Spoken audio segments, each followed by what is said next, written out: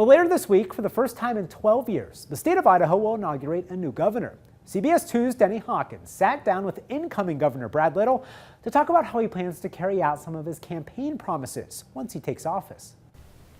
For more than a decade, Brad Little has climbed up the Capitol steps and walked into his office in the right wing of the State House. Pretty soon I'll turn left and go into the other wing of the Capitol building. It's not just about a change in location, though. Beginning Friday, the state's lieutenant governor will have a new title, the 33rd governor of Idaho.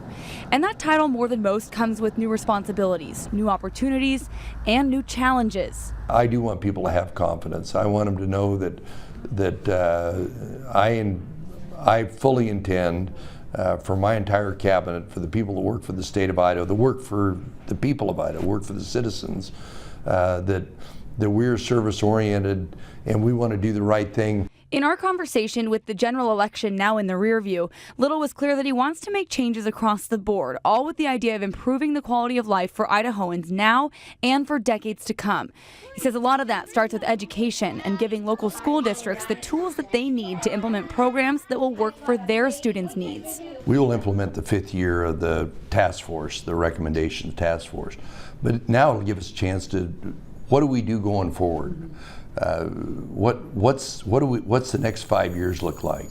What do we do in recruiting and maintaining the highest quality professionals we can in the classroom? Little says he wants to get teachers, parents, legislators, and other stakeholders together to help answer those questions about how to help students succeed. I want them to have the best possible education where they can go anywhere in the world, but I want them to select to stay right here in Idaho. That would make me very happy. Another one of Little's focal points going into 2019, he says, will be implementing a plan for more affordable health insurance, something Idaho voters asked for in the general election. He says the plan will extend coverage to more than 60,000 Idahoans currently in the gap. I want us to have an Idaho solution.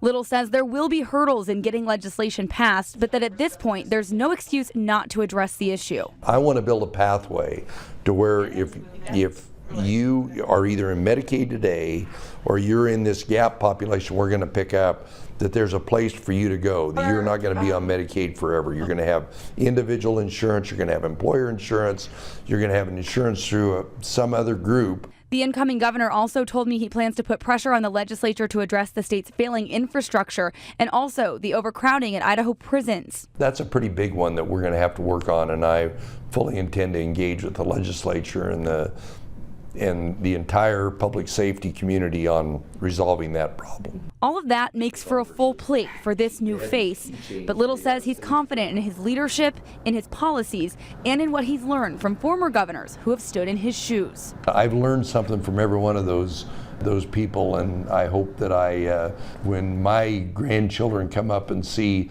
my picture up there, that they're proud of what we've done.